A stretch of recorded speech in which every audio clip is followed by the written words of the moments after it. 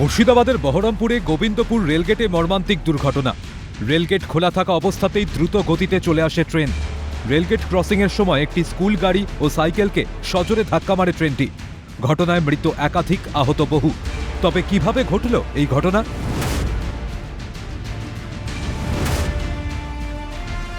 উঠছে একাধিক প্রশ্ন। ঘটনায় রেলের দাবি সিগন্যালিং ব্যবস্থায় কোনো গন্ডগোল ছিল না, সিগন্যাল মেনেই এসেছিল ট্রেনটি। রেলের প্রাথমিক ধারণা গেটম্যান এবং সুপারভাইজারের গাফিলতির কারণেই দুর্ঘটনাটি ঘটেছে। স্থানীয়দের অভিযোগ গেটম্যান মদ্যপ অবস্থায় ছিল। আর দ্বিতীয়ত রেল গেটম্যান যে ছিল সেও নেশাগ্রস্ত ভাবে ছিল এবং সিভিল ড্রেসে ছিল, যে একদম রেলগেট কেউ বলতে পারবে না। ঘটনার পরেই গেটম্যানকে ঘিরে বিক্ষোভ দেখায় স্থানীয় বাসিন্দারা। পরিস্থিতি সামাল দেয় পুলিশ।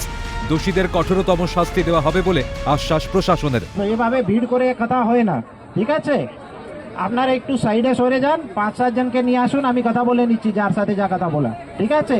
আর যার শাস্তি হওয়ার দরকার একদম শাস্তি হবে, আপনাকে একদম চিন্তা করতে হবে না। যার দোষ ছিল, যেই হোক, যার দোষ ছিল সে শাস্তি পাবে একদম। কে সরকারি কর্মচারী কে না, ওটা দেখা দরকার নেই। ঘটনার পরেই ওই গেটম্যানকে আটক করে বহরমপুর থানার পুলিশ। জিজ্ঞাসাবাদের পর তাকে গ্রেফতার করা হয় বলে সূত্রে খবর। ইতিমধ্যেই ওই সুপারভাইজারকেও সাসপেন্ড করা হয়েছে বলে সূত্রে খবর। ঘটনায় কংগ্রেস নেতা তথা প্রাক্তন রেল প্রতিমন্ত্রী অধীর রঞ্জন চৌধুরী বলেন, গেটম্যানই মূল অপরাধী। তিনি নেশাগ্রস্ত মানুষ, সবসময় নেশা করে থাকেন। এদিনও মদ্যপ অবস্থায় কোনো সতর্কতা অবলম্বন না করেই গেট খুলে দেন। সে কারণেই এই পরিণতি। এখানকার যে গেটম্যান সে হচ্ছে মূল অপরাধী। সে নিজে একটা চুল্লুখোর, ঠিক আছে? চুল্লু খেয়ে থাকে।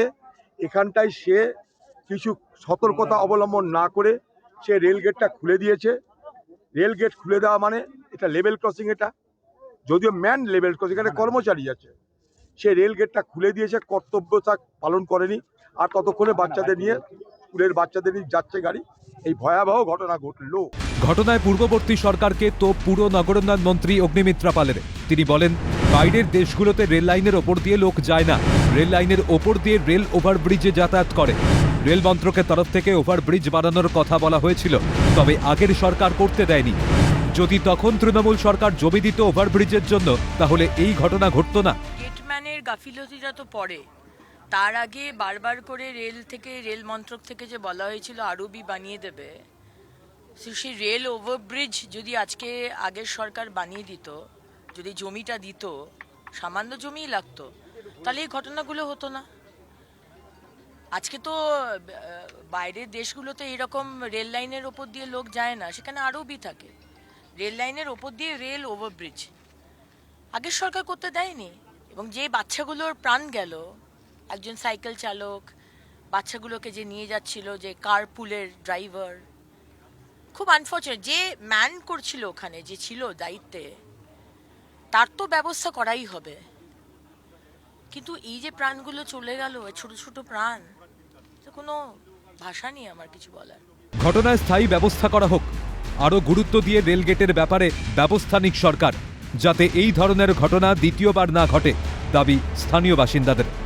ক্যামেরায় সুরজিৎ প্রামাণিকের সঙ্গে সায়ন্তন ভট্টাচার্য, মৃন্ময় গোস্বামী, শিবা সরকার, মইনুল ইসলামের রিপোর্ট, ক্যালকাটা নিউজ।